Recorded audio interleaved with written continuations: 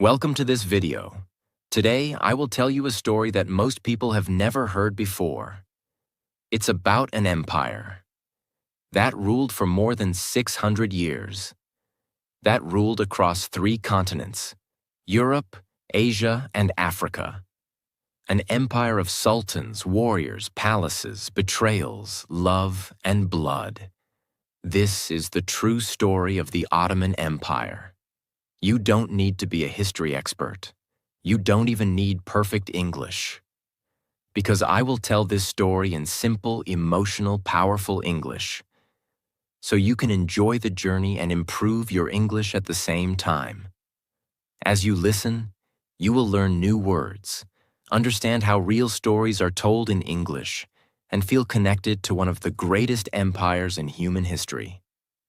Part 1. The birth of an empire. Let's go back, more than 700 years ago. The year is 1299. The place is Anatolia. Today, we call it Turkey. It was not a country back then. It was broken, full of small tribes, small rulers, and war everywhere. The world was not safe. People were afraid. Cities were burning. The Byzantine Empire was falling apart. The powerful Seljuk Empire had already collapsed. And from the east, the Mongols had attacked and destroyed everything in their path. There was no peace, no strong leader, no one to protect the people. But from this chaos, a small tribe stood up. A tribe with no big army, no gold, no power, just a leader and a dream. That leader's name was Osman. He was not a king. He was not rich. He was just a man with a small group of warriors and a big dream to build a land for his people where they could be safe, proud, and strong. Who was Osman? Osman was born around 1258. His father's name was Ertuğrul, a respected tribal leader. Ertuğrul had taught his son honor, courage, and faith. But after his father died, Osman became the new leader of the tribe, the Kayu tribe. At that time, the tribe lived near the borders of the Byzantine Empire, the old Christian empire that once ruled a large part of the world. But now, the Byzantines were weak and broken. Osman saw an opportunity. He believed it was time for a new empire to rise, one that followed Islam, protected the weak, united the Turkish tribes, and fought for justice. How the empire started. Osman started attacking small Byzantine forts, one by one. He didn't attack big cities. He started with small wins. Every time he won, more people joined him. Warriors, farmers, believers. They followed him not for gold, but for purpose. They believed Osman was chosen by God to lead a new era. He didn't call himself a king. He called himself Bey, a leader of the people. But soon the world started to notice. The small tribe of Osman became strong. Other tribes joined him. And in 1299, Osman made the most powerful decision of his life. He declared independence. He said, "We are not under the Seljuks. We are not under the Mongols. We are the Ottoman state, and this is our land." That was the birth of the Ottoman Empire, a name that came from Osman. Osman, Ottoman, in Western pronunciation. Why this part is so important? Because in that moment, a small tribe became an empire, not because of weapons, not because of gold, but because of vision, unity, and faith. Osman didn't live to see the empire grow big, but his son, Orhan, took the dream forward. Part 2. The expansion. From a tribe to a kingdom. After Osman died, his son Orhan became the new leader. Orhan was not just a warrior.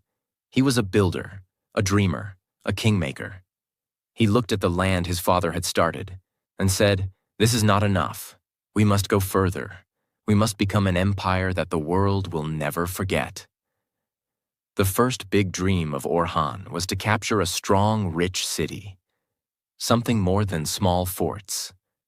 He saw the perfect place, Bursa, a beautiful and powerful city held by the Byzantines. It had strong walls, it had wealth, and it was a center of trade. But Orhan didn't rush. He surrounded the city for years. He slowly cut the supply lines. He made smart alliances. He waited like a hunter in the dark. And finally, in 1326, Bursa fell. That victory changed everything. Bursa became the first real capital of the Ottoman Empire. It was no longer just a tribe. It was now a kingdom, with a capital city, with money, with power. In Bursa, Orhan built mosques, schools, markets, and palaces. He wanted the world to see. We are not just fighters. We are builders of a new world. To grow bigger, Orhan knew he needed more than just soldiers. He created a system, a structure that made the Ottomans stronger than any tribe before. 1. A powerful army. He built a regular army called the Yaya. And later, something even more special. The Janissaries, which I'll explain in part 3. 2. A fair tax system. People paid taxes, but they got protection, roads, and justice in return. 3. Freedom of religion. The Ottomans allowed Christians and Jews to practice their faith as long as they respected the empire. 4th. Education and law. He built madrasas, Islamic schools, trained judges, and promoted scholars. They believed, an empire is strong not just with swords, but with smart minds. This new system made people feel safe, and when people feel safe, they don't run. They join. In 1331, Orhan captured the city of Nicaea, today's Iznik, another powerful Byzantine city. With every victory, more land came, more followers came, and the world began to notice. The Byzantines were shocked. The Christians in Europe were worried. Even the Mongols started to look closely. But Orhan stayed calm. He didn't call himself Sultan yet. He was still humble, using titles like Bey or Ghazi, a warrior for Islam. But inside the empire, the Ottoman name was growing. People began to say, maybe these are the leaders we've been waiting for. Here's something you wouldn't expect. Orhan's son, Suleiman Pasha, went across the sea into Europe. Yes, Europe. The Ottomans, who had started as a small tribe, were now crossing into Thrace, today's part of Greece and Bulgaria. They didn't go there with a huge war. They helped a Byzantine prince in a civil war. In return, they got land in Europe. It was a quiet step, a soft step, but it was the beginning of Ottoman expansion into Europe, a moment that would one day change all of world history. Orhan legacy. Orhan ruled for about 35 years. When he died, he left behind a powerful capital, a strong army, a growing empire, a system of law and respect, and land in both Asia and Europe. From his father Osman's dream, he built something real, stable, ready for greatness. But the next generation would do something even bigger, something the world would never forget. Part 3. The Rise of the Sultanate. Orhan was gone, but the empire he built was just getting started. Now the Ottomans had a strong city, Bursa, a system of taxes and laws, land in both Asia and Europe, and the respect of thousands of people. But what they needed now was a true sultan, someone who would not just protect the empire, but take it to the next level. Meet Murad Dagh. The first true sultan, the son of Orhan, was named Murad. He was not loud, not angry, not flashy. He was patient, intelligent, strategic. But when it came to power, he was stronger than anyone imagined. In 1362, Murad became the ruler of the Ottoman Empire. But he didn't just call himself Bey or Prince like his father and grandfather. He gave himself a new name, Sultan, a word that meant ruler with both worldly and spiritual power. This was a bold step. It meant that the Ottomans were no longer just a tribe, no longer just a small state. Now they were a royal empire. Murad saw that Bursa was too far from Europe. The Ottomans had already started entering European lands. So he captured a new city, a powerful one, Edirne, also known as Adrianople. It was once a proud Byzantine city. Now it became the second capital of the Ottoman Empire and the first capital inside Europe. From here, the Ottomans could expand further into Greece, Bulgaria, Serbia, and beyond. Edirne was beautiful, big mosques, busy markets, soldiers everywhere, and a symbol of the new Ottoman power. But Murad didn't stop at cities. He knew an empire could only grow with a fearless army. So he created one of the most powerful and most feared military forces in history, the Janissaries. These were not regular soldiers. They were trained from childhood, disciplined, loyal, obedient. They followed only one master, the Sultan. How were they trained? They were often Christian boys from conquered lands, taken as children, raised in Islamic culture, and trained in fighting, leadership, and loyalty. This system was called the Devshirme. Some people today criticize this system, but back then, it made the empire stronger and gave these boys education, training, power, a chance to rise to the highest positions in the empire. The Janissaries were elite, no marriage, no private property. Their life was the empire. They became the heart of Ottoman military power for centuries. And because of them, the Ottomans now had something other empires didn't. An unstoppable army trained for victory, not for money, not for land, but for loyalty. The battles begin. Now Murad had a real empire. He had 2 capitals, Bursa and Edirne, a system of taxes and laws, religious tolerance. Christians and Jews could live peacefully under Ottoman rule, and the Janissaries, his iron army. It was time to move forward. Murad looked at the map and saw an opportunity. The Balkan region, Greece, Bulgaria, Serbia, Albania, was weak and divided. Different kings, small armies, too much fighting among themselves.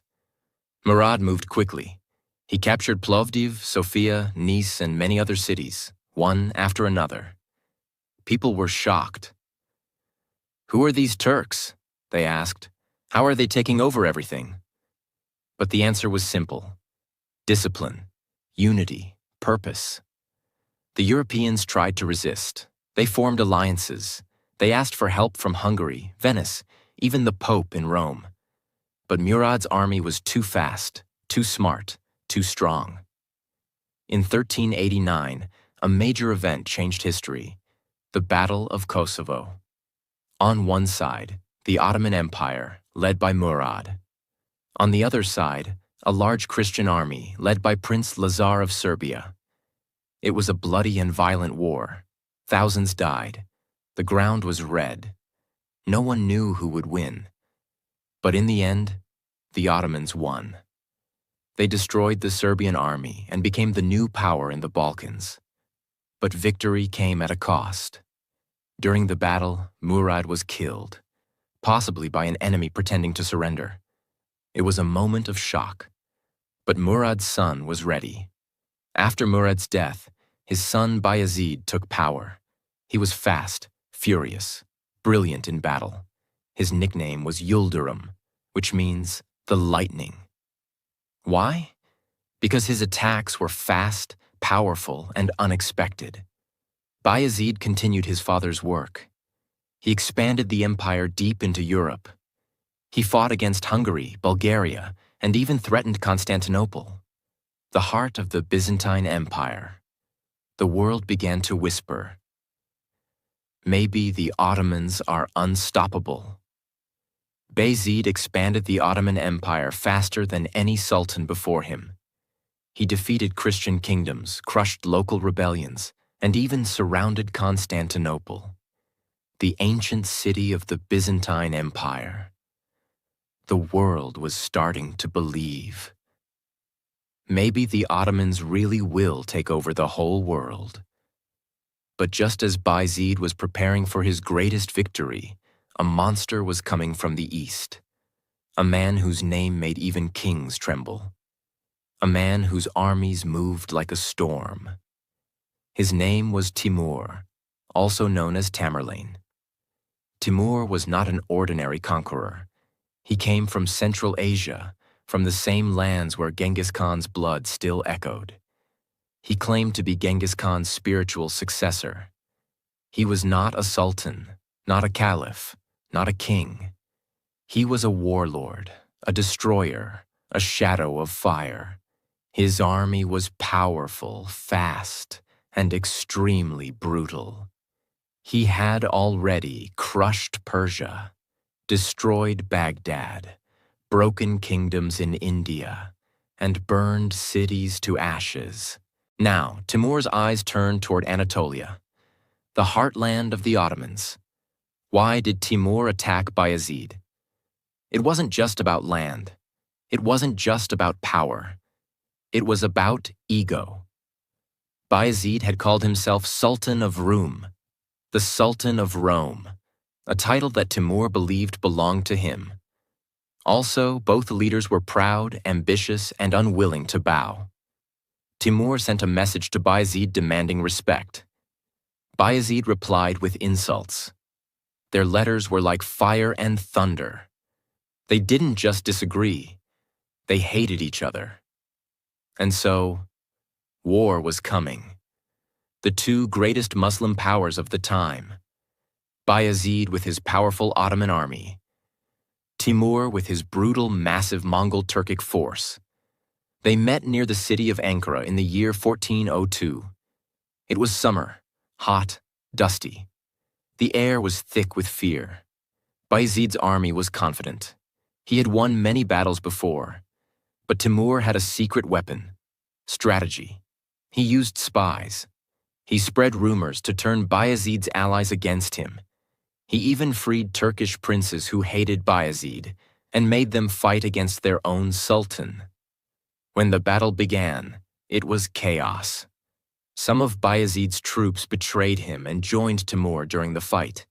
His lines broke. His army panicked. The proud sultan tried to fight, but it was too late. Bayezid was captured, and that moment broke the empire. Imagine it. The man who ruled the greatest Islamic empire, now a prisoner in a foreign tent, in chains. It is said that Timur kept Bayezid in a cage. Some say he treated him like a dog. Others say Timur allowed him to live with his wives, but in deep shame. The truth is debated, but one thing is clear. The empire that rose like lightning had now fallen into darkness. Bayezid died in captivity in 1403. Some say it was suicide, others say it was grief. But what mattered more was what happened next. Bayezid had many sons, but he never chose a clear heir. So after his death, his sons began to fight each other for the throne. This period, from 1403 to 1413, is called the Ottoman Interregnum. It means time between kings. It was a civil war, a brother against brother, each one claiming to be the rightful sultan. This was the most dangerous time in Ottoman history. If they failed now, the entire empire would be lost forever. Enemies from Europe attacked Ottoman lands. Christian kingdoms took back cities. The empire became weak, confused, and broken. But after 10 years of chaos, one brother rose above the rest. The son who finally took control was Mehmet I, the son of Bayezid. He was not just a fighter, he was a healer. He brought the empire back together. He defeated his brothers, stopped European invasions, rebuilt broken cities, reorganized the army, restored the government. Mehmet then was not a conqueror like his father, but he was something more important, a saver of the empire. Without him, there would be no Ottoman Empire today. He ruled from 1413 to 1421 and died peacefully, leaving the empire stable again. But the world didn't know. The real storm was still coming. Part 4. The Conquest of Constantinople. After Mehmet the Rebuilder died, the Ottoman Empire was alive again. But it was not yet complete. It was strong, it was respected, it ruled many cities. But one city still stood like a challenge, a city of ancient power, a city of dreams, a city that had survived attacks for more than 1,000 years. That city was Constantinople. Constantinople was the capital of the Byzantine Empire. It was one of the most famous cities in world history, built by Emperor Constantine in the year 330 AD. For over 1,000 years it was the center of the Christian Orthodox Church, the capital of the Eastern Roman Empire, a symbol of power, faith, and tradition. It had the strongest walls in the world, a deep moat, giant towers, and it was surrounded by water on 3 sides. Many empires had tried to conquer it. All had failed. And so, to take this city was not just about war.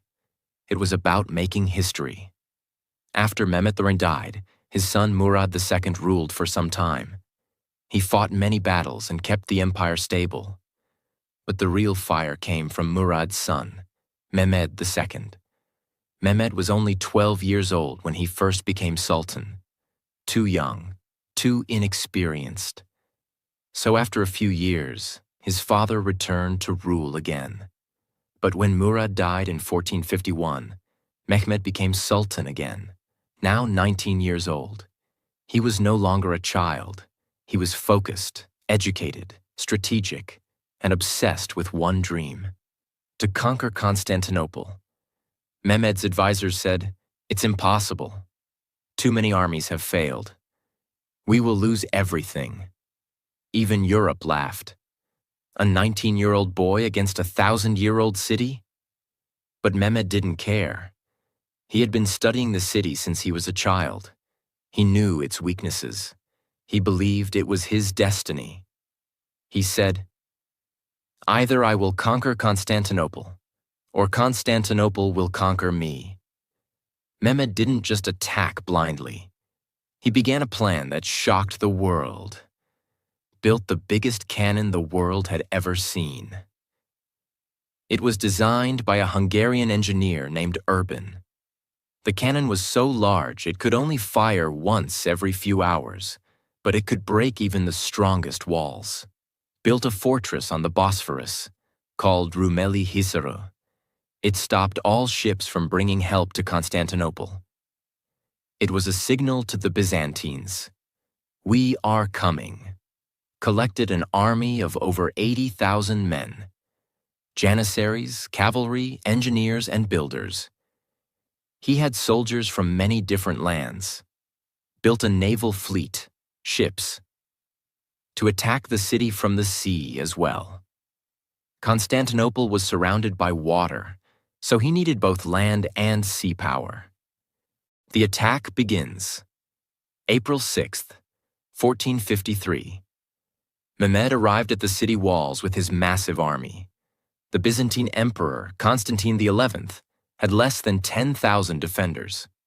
Still, they stood strong. The city's walls were thick, high, and legendary. The Byzantines believed God would protect them. But Mehmed was ready for war. For 7 long weeks, the Ottomans attacked the walls. The cannons kept firing. Ladders and towers were built to climb the walls. The ships attacked from the sea. The Byzantines used Greek fire, a special weapon to burn enemy ships. But the city would not fall. Days passed. Weeks passed. Mehmed became more aggressive. He carried ships across land using logs and ropes to surprise the enemy from another side. Even his enemies said, "No one has ever done this before." But the walls still stood. Until finally, May 29th, 1453, before dawn, Mehmed gave one final order. "We attack, all forces, all sides, now." The soldiers moved like thunder. The cannons broke part of the wall. The Janissaries stormed in, screams, blood, smoke. After 53 days of non-stop fighting, the great city fell. The Byzantine Emperor Constantine XI died fighting, like a warrior king. But the city was taken. When Constantinople fell, the world gasped. The city that had survived for over 1,100 years was now in the hands of a 21-year-old Muslim ruler. Mehmed II walked into the city with tears in his eyes. He went straight to the Hagia Sophia, the greatest church in the city. He stood in silence. Then he ordered it to be protected. He didn't destroy the churches. He didn't kill civilians. He declared, "From today, this city is ours, and it shall be called Istanbul." The people of the city were shocked. Many had feared the Ottomans, but Mehmed brought order. He gave protection to Christians and Jews, freedom of worship, new homes to those who had lost everything. He built mosques, libraries, schools, hospitals, palaces. He invited scholars, architects, and poets. He wanted Istanbul to be the center of the world.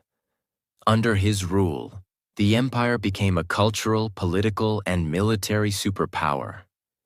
The West was shocked, the East was amazed, and the Muslim world celebrated. The Ottoman Empire had now become one of the most powerful empires in history. After Mehmed II, many great sultans would come. Suleiman the Magnificent, the lawgiver. Selim the Grim, who took Egypt. Ahmed I, who built the famous Blue Mosque. But it was Mehmed who changed everything. His victory ended the Byzantine Empire forever. It marked the end of the Middle Ages and the start of a new world. The legacy of the Ottoman Empire. It lasted for more than 600 years. It ruled parts of Europe, Asia, and Africa. It gave the world art, science, architecture, and powerful leaders. And it showed us that even a small tribe, with faith, vision, and unity, can change the course of history. Maybe you never knew this story before. Maybe this is your first time hearing about the Ottomans. But now you know. They were more than warriors. They were builders, dreamers, and leaders. They were not perfect, but they were powerful. And like the rise of their empire, you too can rise. Even if your life feels like a small tribe now, with discipline, faith, and courage, you can build your own empire. This wasn't just about kings or battles. It was about vision, faith, and never giving up. The Ottoman Empire teaches us something important. You don't need to be powerful to begin. But if you begin with purpose, with belief, you can become powerful. Just like Osman had a dream, just like Mehmed had a mission. You too have something inside you. Maybe today you feel small. Maybe you think your English isn't strong. Maybe you think the world has forgotten you. But never forget this. Empires rise from nothing. So can you. You didn't just watch a video today. You walked through history. You learned real English. You grew stronger. And that's something to be proud of. So now, hold your head high, speak with courage, and keep going forward. Because your story is not over. In fact, it's just beginning. Thank you for being here with me. Thank you for learning with me. And thank you for never giving up. If this story touched your heart, please subscribe, like, and share it with the world. Because stories like this deserve to be remembered. And people like you deserve to rise. Goodbye, my friend. Until we meet again in the next story. Take care, keep learning, and never stop believing. Your empire is waiting.